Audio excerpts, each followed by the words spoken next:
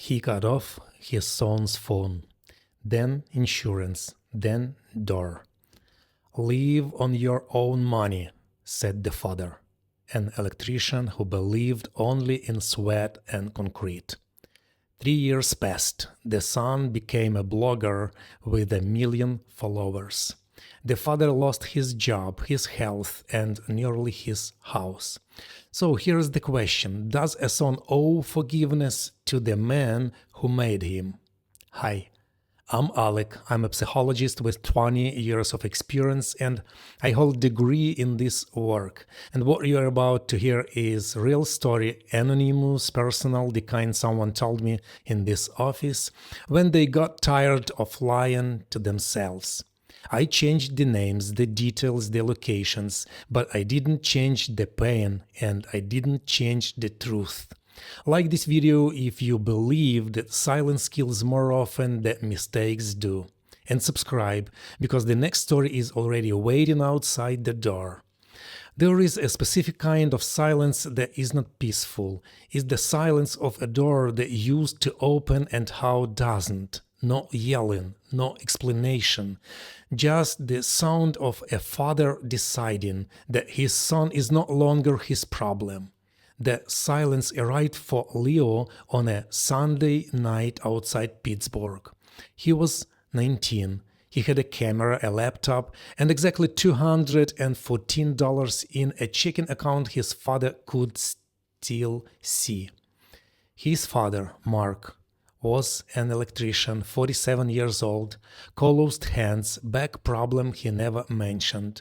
He worked 10-hour days to pay for a house that was falling apart slower than the marriage inside it. He believed in hard work. He believed if you weren't bleeding or sweating, you weren't working. And his son spent all his time making faces into a phone. Leo wanted to be a creator.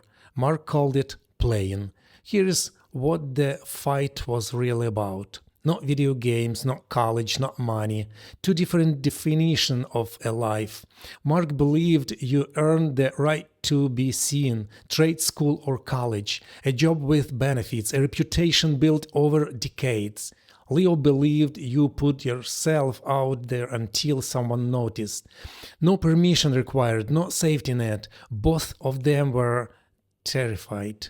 Mark was terrified his son would end up broke, 40, living in his basement. Leo was terrified his father was right. The breaking point came in March. Leo had dropped out of community college after one semester, not feeling bored.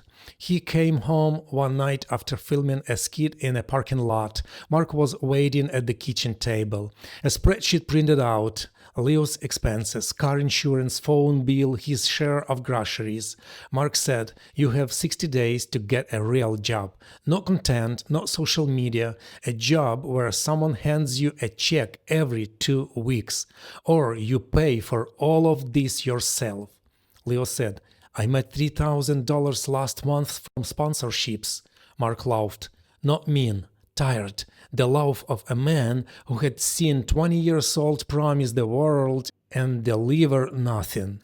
He said, "That's not a career. That's a hobby with a bank account." 60 days passed. Leo didn't get a real job.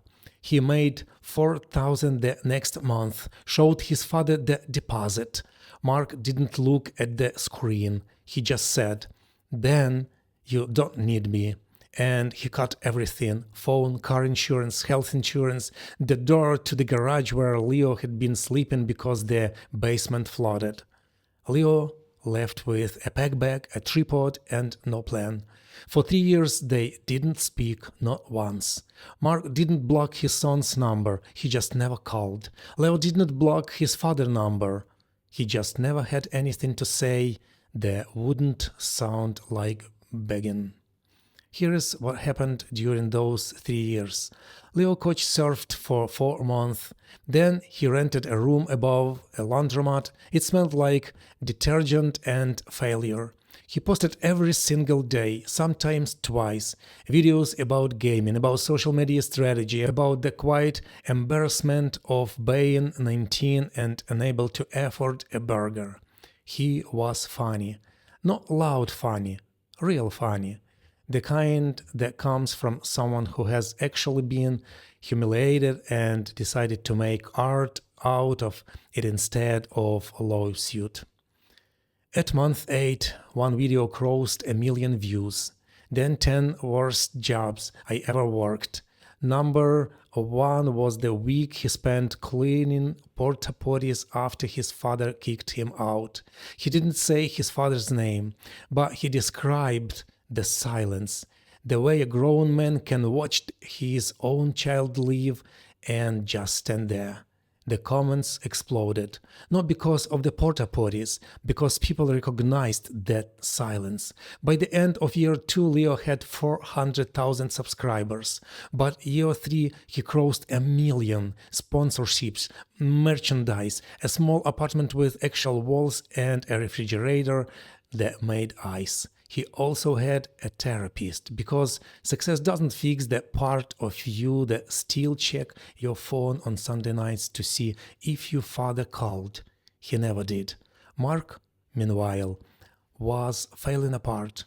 Not dramatically, slowly. The way a house rots from the roof down. His back got worse. He couldn't climb ladders anymore. His boss put him on light duty, then part-time, then let him go because light duty doesn't pay for itself. Mark had no degree, no savings beyond a few $1,000s, a mortgage, 2 car payments, and a wife who had already checked out emotionally 3 years before. He didn't tell anymore how bad it was. Electricians fix things. They don't ask for help. By the end of year 3, Mark was 3 months behind of the mortgage. The bank started sending letters, the kind with red ink. He had sold his truck. He was buying groceries with a maxed out credit card. He still didn't call Leo. That's the details that matters, not the debt, the refusal, because calling Leo would mean admitting he was wrong, and Mark had built his entire identity on being right. Not arrogant, certain that work meant sweat, certain that a man provides, certain that his son's path was a fantasy. He would rather lose his house than lose that, certainly. Leo found out from his younger sister Maya. She was 16. She called him crying because the power had been off for 2 days and their father was delivering pizzas at night despite barely being able to walk. She said, "He won't tell you, but I'm telling you. We are going to lose the house," Leo said in his apartment with 1 million subscribers, and felt 17 again, small, hungry, waiting for a father to believe in him. He did not call his father either. Not first. He called the bank. He called the utility company. He called the credit card company. He paid everything. Mortgage errors, power bill, credit card. He transferred enough to cover 6 more months. He did it all anonymously. The bank wouldn't tell Mark who paid, just what the debt was cleared. Mark cried in his kitchen alone at 2 a.m. He didn't even know why. Relief, shame, the terrible knowledge that someone saved him and he did not deserve it. He spent 3 days trying to figure out who. The bank wouldn't say. His wife didn't know. His daughter pretended not to. Then Maya broke. She told him, "Leo paid it. All of it. He's been paying for 3 months." Mark drove to Leo's apartment the next day. 6 hours, no music, no phone calls, just the highway and the sound of a man rehearsing words he had never said before. He knocked. Leo opened the door. They stood there, father and son. 3 years of silence compressed into 6 inches of air. Mark didn't say he was sorry first. That's not what happened. What he said was, I didn't know you were that good. Leo said, You didn't want to know. Mark nodded, sat down on the steps outside the apartment. Didn't ask to come in, just sat. Leo sat next to him. Mark said, I was so afraid you'd fail. I made sure you did. I made sure you had nothing, and you still built something. I don't understand how. Leo said, I didn't have a choice. You made sure of that too.